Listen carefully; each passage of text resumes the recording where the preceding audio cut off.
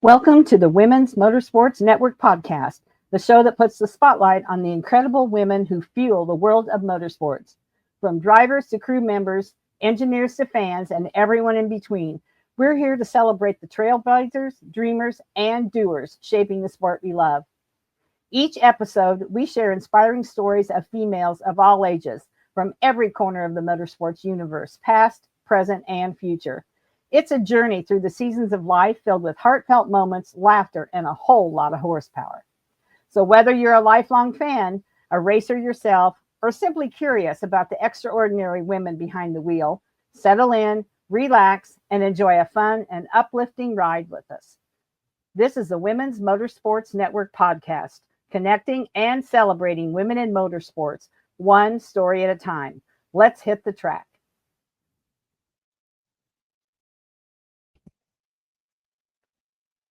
Hello, everyone. This is Melinda Russell with the Women's Motorsports Network podcast. And my guest today is coming from a long way away, but through the technology that we have, it's like we're sitting in the same room. So Kate, I'm going to let you tell them where you're from. But my guest today is Kate Turner. And Kate, I want to welcome you to the show. And would you first tell us about yourself? Hi, thank you. So I'm Katie. I'm 21. I'm originally from Manchester in the UK, but now I live in Leicestershire, which is 2 hours south of Manchester. But I've only moved here recently, so I'm still getting to know the area a little bit. Okay. And do you have siblings, pets, any of those things? I have 4 siblings, so I have 3 sisters, 1 brother, and I have 1 dog who's a husky. He's 8 years old, and he's a pain in my bum. It's very, very Oh, nasty. sometimes dogs can be a pain, can't they? But we love Yeah. them anyway. Oh, Yeah, absolutely. I wouldn't change him for the world. yeah, absolutely, for sure. So, Kate, do you still go to school? Do you work? What do you do when you're not racing? Oh, so I've not been racing since 2023. With budget reasons, of course, everyone knows Sure. it's really hard to find them partners. Hopefully got some plans for 2026 though coming up, Okay. so that would be nice. Yeah. So I did 1 year in university doing engineering, but it wasn't really for me. Just wasn't a fan. Didn't get on with it. But I'm going back in September to university to do neuroscience, so Oh, completely different to absolutely. motorsports. I've always liked medical stuff. I wanted to be a paramedic or a doctor growing up. So again, nothing motorsports. That came to me randomly one day. Yeah. For work, at the minute I'm a track instructor. So I don't know if you do them in America or No, I don't think so. anywhere else, but there's a few companies in the UK that do it. I'm with one in particular called Everyman Driving Experiences.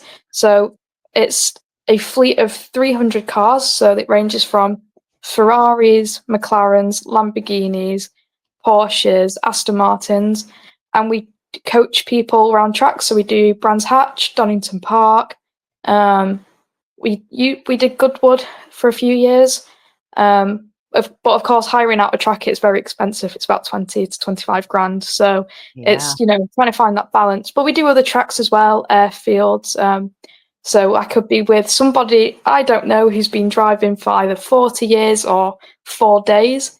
And we'll be Okay. going over like 100 miles an hour, and I make sure they have loads of fun, but do it safely so no one gets hurt. That's very So cool. I've got some questions I'm going to ask you about that in just a little bit. But you go for it. first, we want to know, let's go back to the first of your life. How did you get involved in motorsports in the first place?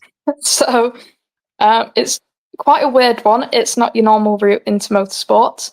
So when I was in college, I had a couple of friends that liked Formula One.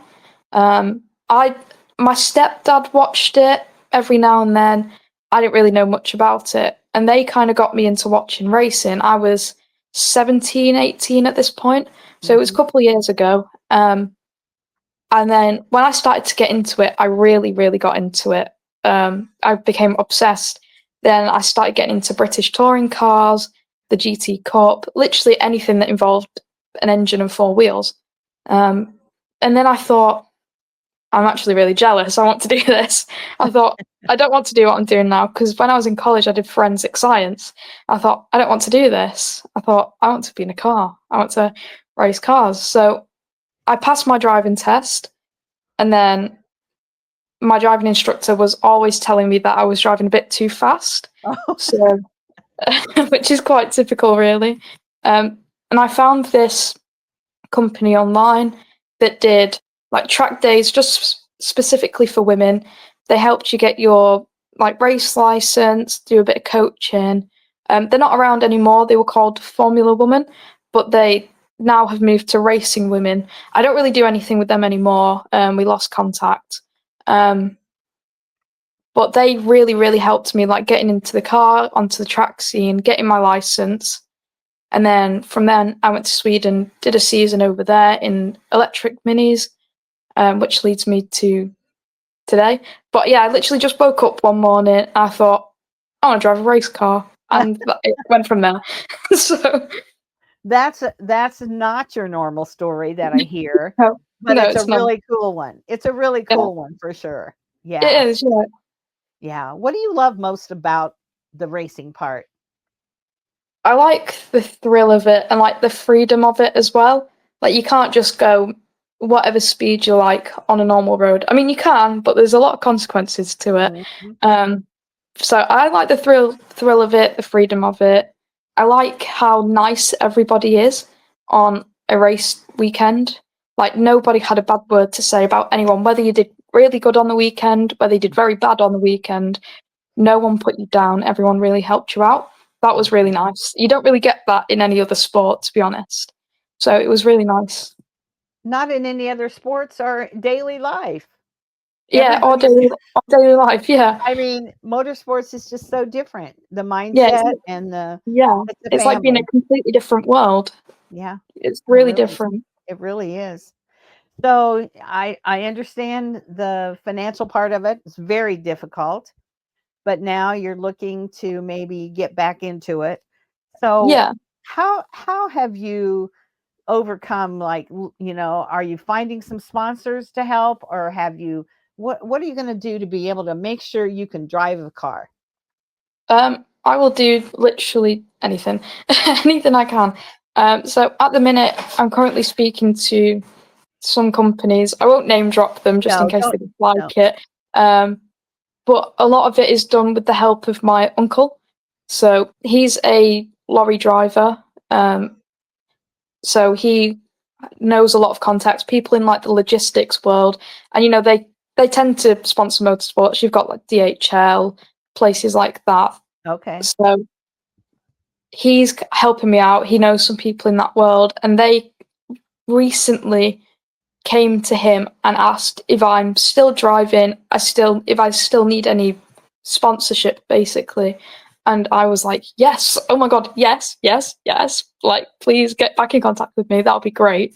Yeah. So at the minute, we're kind of doing some presentations, some deals, working out what's best for everybody to try and get this partnership, which will lead me to, again, I don't know if you have it in the UK. In the US, we have a championship called the Fun Cup.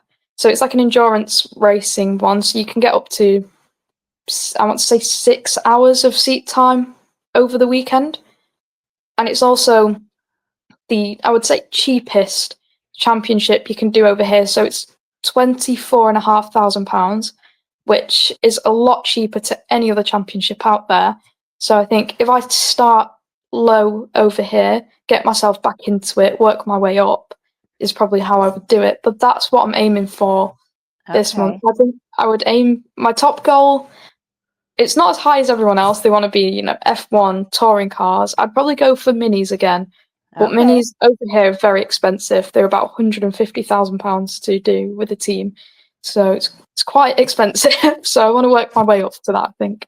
So when you say 24,500 for how much do you know how much US dollars that is? Oh, I can get you a. No, that's okay. I'll figure that out, but it sounds like a lot. Yeah. Yeah, it's definitely a lot of money. Yeah. Yeah. But in comparison to other Right. championships, it's quite cheap. not. I Yeah. just worked it out. It's about $32,500 US. Okay. All right. Wow. 32,000. I'm writing that down. And so 150,000 pounds is, yeah, It'll that's be quite a lot. Yeah, quite a lot. But quite to a quite a lot. company who wants to sponsor, especially sponsor a woman, that's in their budget. That's what they do. Yeah, 100%. And I think I wouldn't say it's getting easier for women to get sponsorships, but we're definitely more out there now. You've Right. seen a lot more girls push their way into F3, Yeah. mini challenge over here. Yeah. Again, in other countries in Europe, particularly, you see a lot more women and girls in it, which is nice to see.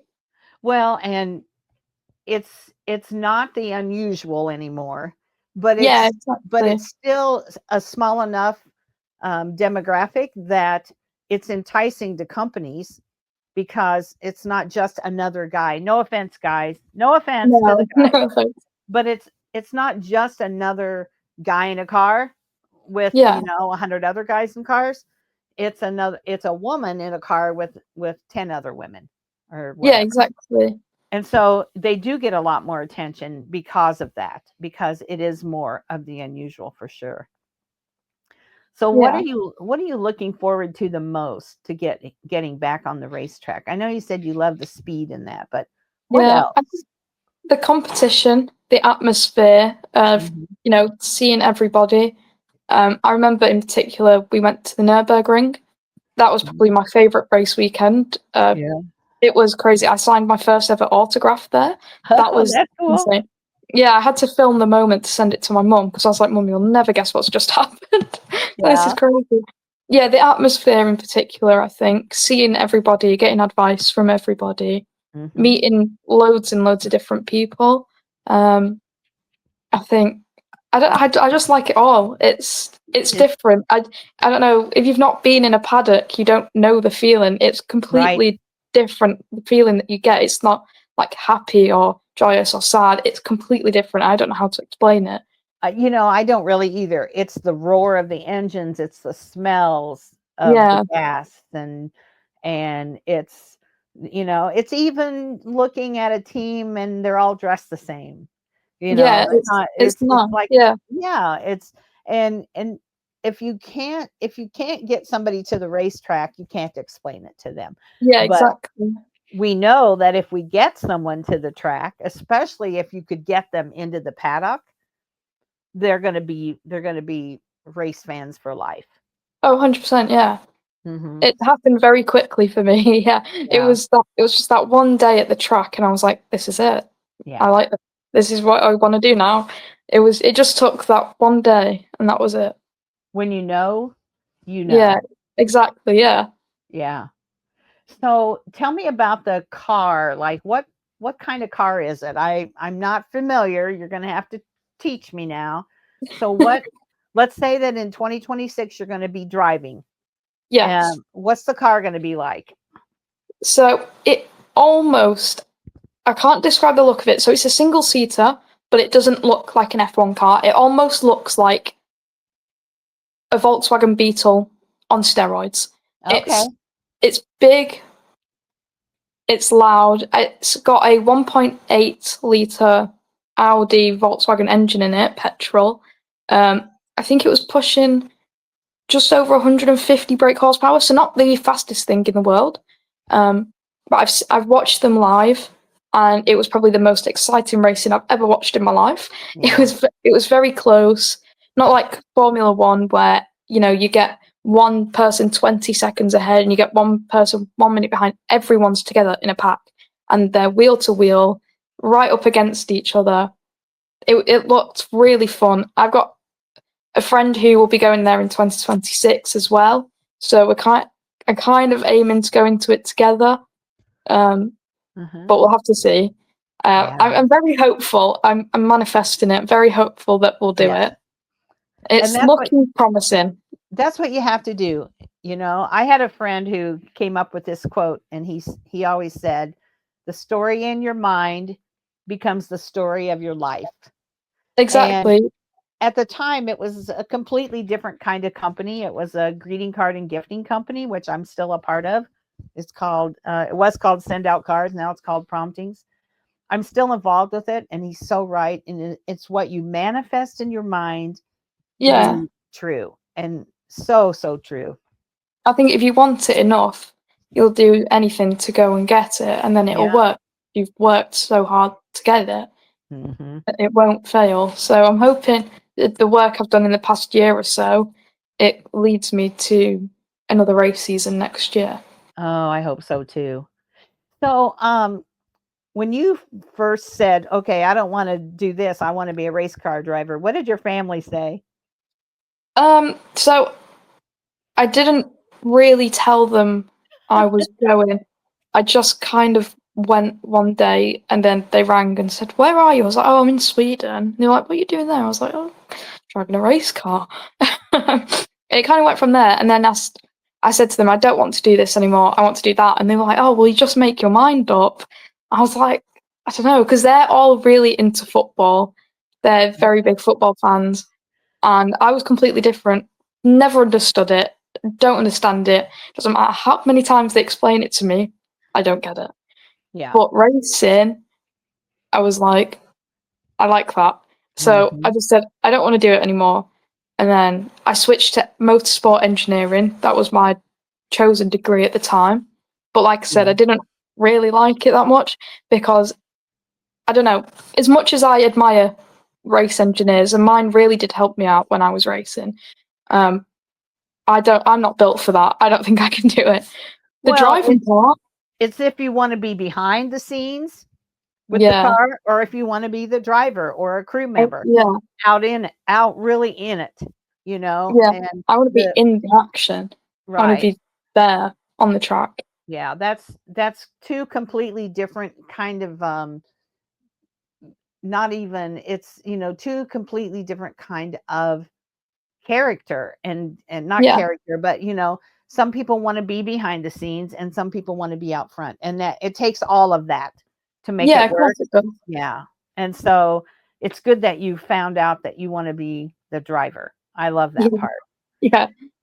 So you're doing a lot of things, you're getting yourself closer. How do you take care of yourself? How do you find balance in your life between working at the track, which has to give you a lot of adrenaline, getting the proper sleep and all those things? A lot of times as women, we don't take care of ourselves as much as we take care of others. And so how does Kate take care of Kate? Unfortunately, Kate didn't take care of Kate when she was racing. You know, in my head was doing very bad. I just, when I went to Sweden, of course, it was last minute. I had no family that could come with me because, again, it was last minute. They couldn't get the time off work. So I Mm-hmm. went to every race pretty much alone. So it was my first time traveling abroad without any family or friends. So that was a big step in itself. Yeah. Then trying to figure out their public transport over there. And I still struggle to figure out public transport in England. I've been here 21 years. So that was difficult. Oh. And of course, I'd never been to a race weekend. I jumped straight in it. I never did karting. I did track days, but that's different to a race weekend. Yeah. I'd never done it before. I didn't know what to expect. I didn't know what I was doing. I didn't even know how to get out the race car until 3 weekends in, because it just by chance I just went, if this car's set on fire, I went, how do I get out? And anyone was like, Oh. the door handle. And I was like, what door handle? So you can see how little I knew. I was like an apprentice. I was learning Yeah. on the job, basically. Mm-hmm. I had no idea what I was doing, and it really showed, I think. But I enjoyed it. But I spent a lot of the weekends crying because I wasn't doing as well as I thought I would in my head. And Yeah. I feel like even more as a woman, you have higher expectations, where Mm-hmm. men are kind of like, oh, that's okay. We'll just go bigger and better next time. But I was like, no, why am I not first? Why am I Yeah. not winning? Yeah. So I did definitely struggle a lot. But I think now, definitely being a little bit older, knowing what to expect now, Uh-huh. and hopefully racing in the UK, I think I'll definitely have a bigger support network. And even when I was racing abroad, I built up those friendships. Like, Yeah. I have friends in Sweden, Germany, Denmark, the Netherlands. Like, you know, I'm friends with people everywhere now, which is nice. And I get tips and advice from them. So I think if I went back into it next year, I would be a lot better, like, in Mhm. myself. I would have a bigger, better support network. I have family that could actually come, friends that could come. And I think, again, working at Everyman, even though we're mainly sat on the passenger side instructing, you learn a lot. Sure. You learn a lot. Absolutely. My driving has definitely improved since working there because you're telling people the racing line, and I could have gone to this track. There's some tracks where I've gone to, I've never even driven the track, and I'm instructing people. So it's like it's helped me a lot, like visualize the Uh-huh. racing lines and how to deal with different kind of cars. Because I've done front wheel drives, 4-wheel drives, rear wheel drives in the wet, in the snow, in the dry. So it's definitely improved. So I think now I would definitely know how to look after myself at a race weekend. So It's hopefully you know, we go the big one. I love listening to you tell me how you've learned because a lot of people would say that, oh, you have to have seat time, you have to be in the driver's seat, but that's not really true because you're in the passenger seat with the person that's driving, and Yeah, you don't have the pressure of actually driving to where I think you can like absorb and study and learn where the right line is. And oh, when they do something wrong, you learn by what they've done right or wrong. And it's a really interesting. It's almost like you're learning racing by watching, yeah. where I mean, most people start when they're little and they learn the hard way, really. yeah. I mean, I think back when I was a kid in the UK, I think it's a lot more difficult to get into racing, especially as a girl over here. Where I Hmm. lived, there wasn't really any karting tracks around me that I knew of, and I never knew it was a thing I wanted to do. So, Hmm. of course, I never had that seat time growing up. As much as I would love the seat time, and I think that would be great, I think the next best thing that I can do is be in the passenger seat telling people what to do. So, Yeah. we get the odd every morning we get to go for a warm up lap. There's occasionally you get to go around the track by yourself. So you get the seat time every now and then, but you're not going at race pace. You're not racing, you're instructing. It's a different kind of thing. But Yeah. again, it's really weird how to explain it, but when I'm on a track, like I can kind of see the race line.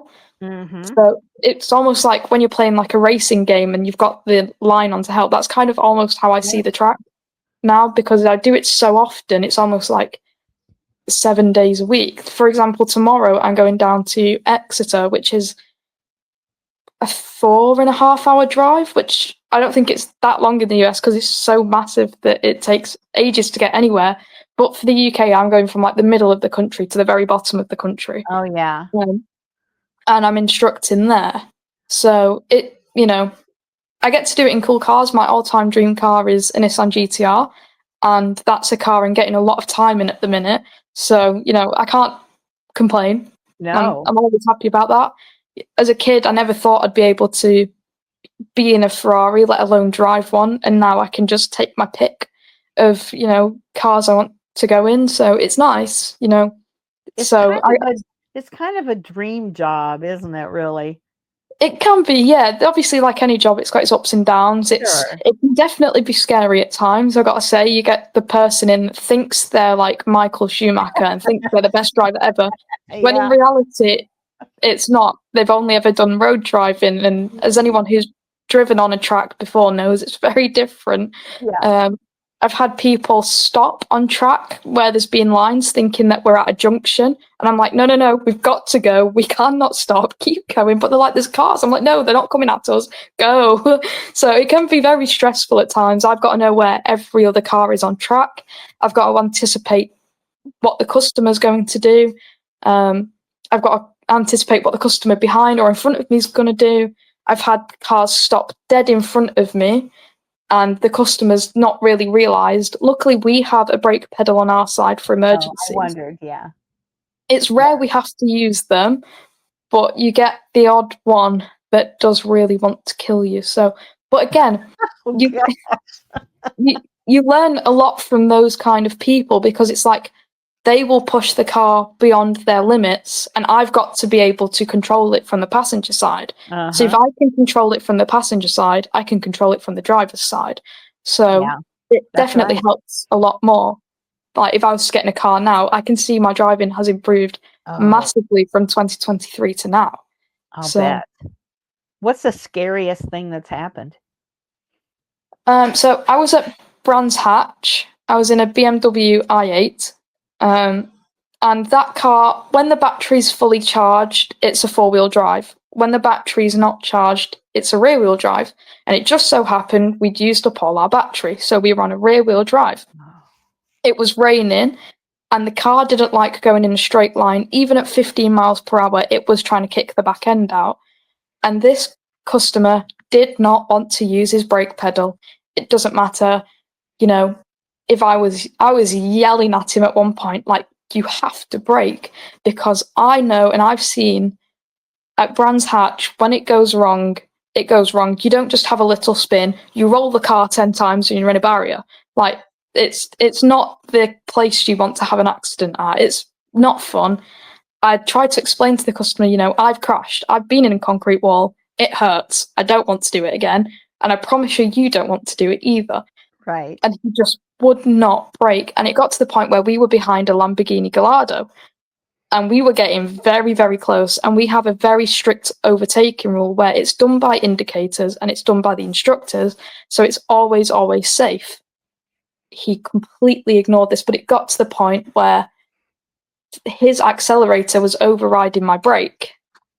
Oh. So, but the car, because it's got that many sensors, because it's quite a newish supercar, it was a 2018, the car literally stopped itself. And I put the car in neutral and I said, we cannot go any further. I said, you are not listening to me.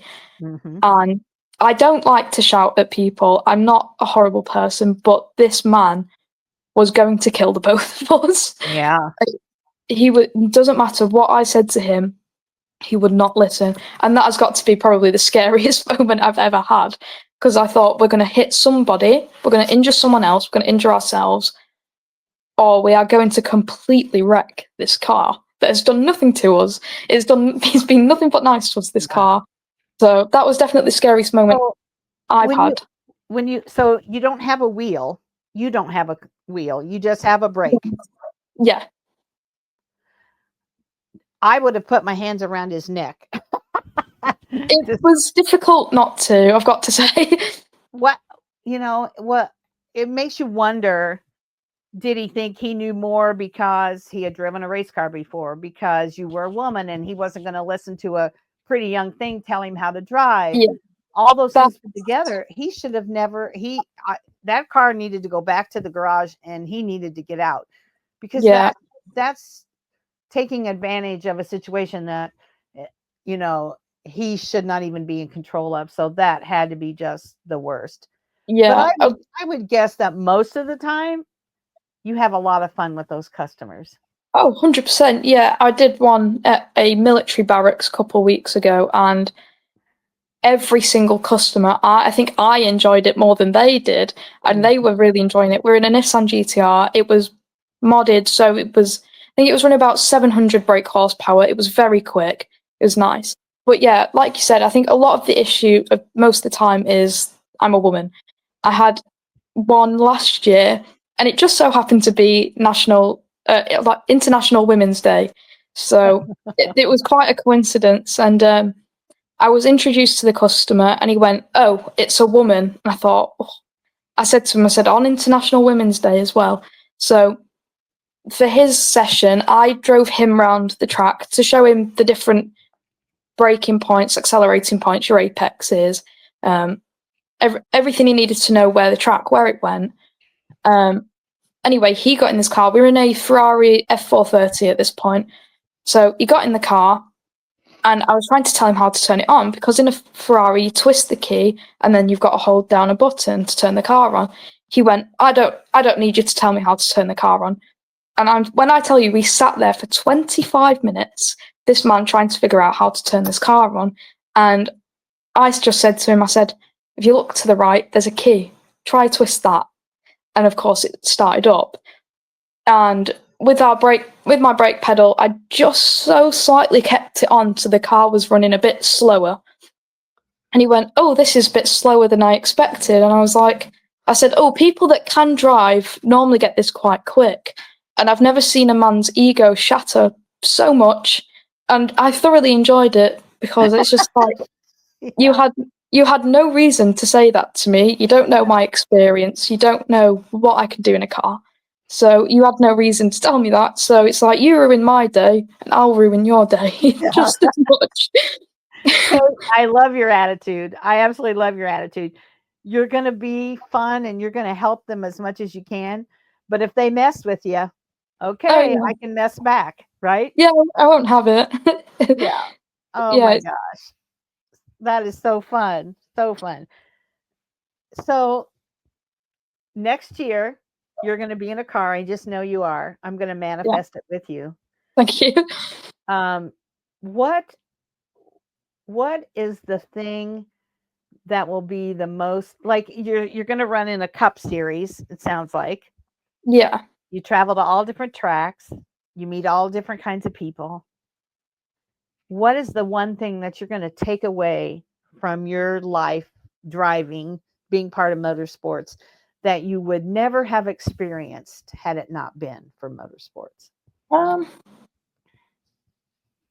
I think it would, honestly, I would say the friendships, because yeah, you can make friends anywhere, Yeah. but it's rare you make friends, you know, from different countries, that although your competitors will also help you out. I think Mhm. it's definitely that. I mean, I made a lot of friends in Sweden that I still speak to almost every day to this day. And it's like, yes, we were against each other on the track, but off track, there was no hard feelings. Even if we had a bump, we set each other behind a little bit, there was no bad blood between it. Where, like, football, for example, they'll get off the pitch and they'll have a fight. Over Mhm. here, you just shake hands, have a hug, and just be like, really sorry, it happens. You Yeah. know, I think it's that. I think you'll take that away. The kindness, the niceness to people that you don't really get anywhere else, I think. Mhm. Yeah. Absolutely, for sure. And that's something that throughout life nobody can take away from you. Exactly. Yeah. Okay, you've been a joy to speak You to. serve you. So, just so the people listening understand, so I live in Michigan, and we started this around 11 o'clock in the morning, my time, and that was 4 o'clock in the afternoon, your time. Yeah. And so this just goes to show that no matter where we live or what time zone we're in, that we can talk about motorsports and be sisters in Yeah. motorsports, even though you could be my granddaughter. That's how old you are. And and it's something that now we've met, and we probably won't ever meet in person. I doubt if I come to the UK, but I feel like I've met you, and I feel like we have a new friendship, and Oh yeah. that's why I do this, is to Yeah. Well, tell if you your ever come to story the and make UK, new friends. Yeah. if you ever come to the UK, we'll make sure we meet, because in my eyes, we're best friends now. So Yeah, absolutely. Oh, Kate, I'm so glad that we could talk today. So now I want you to keep manifesting, keep working hard, keep showing those men that you know what you're talking about. I bet the women don't give you any crap, do they? none, No. not one of them. Yeah, that's that's just how life is, especially Yeah. in motorsports. And we accept it, and we love the Yeah. men, we really do. But they have to understand that sometimes we know as much as they do, Yeah. right? Yeah. Yeah. Yeah. Well, thank you for being on with me. This has Thank really you been for a having joy me. to talk Thank with you you. and tell your story. And I want you to promise that you'll stay in touch and let Oh, me of know course. when everything goes well and when you start racing. And hopefully there'll be somewhere that I can watch it, like, I watch so much streaming now because I connect with women all over the United States. And in the past, I would have never maybe got to watch them race because I can't go everywhere. But now with all the streaming services, I can keep track and watch and say, oh, Peyton's racing here or whatever. And it makes it so nice. I feel like I really get to actually watch them race too. So hopefully at one point that's what's going to happen Oh here yeah, too. I'll send you a link when I'm racing next Yeah, year. absolutely. Maybe a ticket. Who knows? You come Oh, over there to you the UK. go. That would be absolutely amazing for sure. Well, Kate, thanks for being with me today, and I just want to give you all the luck in the world, and appreciate that you took the time. And if you'll just hang on after I stop the recording, we'll just finish up some details. Okay, that's fine. Thank you for having me. It's been Sure. fun. If you're looking to buy, sell, or trade the stuff that strokes your engine, anything from truck parts to classic and muscle cars, RVs to hot rods, and everything in between, then check out our official classifieds at racingjunk.com. Racingjunk.com is the world's #1 online racing and performance marketplace, the ultimate one-stop shop where you'll find what you need to rock your ride. If it belongs in your garage, it's for sale on racingjunk.com. Log on to racingjunk.com to find the gear you're looking for, sell your extra stuff, keep up on racing news and tech tips, and more. Again, that's racingjunk.com. That's it for this episode of the Women's Motorsports Network podcast. We hope you've been inspired by the stories I shared today and feel more connected to the amazing community of women in motorsports. Remember, whether you're behind the wheel, in the pits, or cheering from the stands, your story matters. And together, we're driving change and celebrating every milestone. If you enjoyed today's episode, be sure to subscribe, leave us a review, and share it with someone who loves motorsports as much as you do. And don't forget to follow us on Facebook and Instagram for updates, behind the scenes content, and more incredible stories. So until next time, stay inspired, stay connected, and keep racing through life. This is the Women's Motorsports Network podcast, where every woman's story is worth celebrating.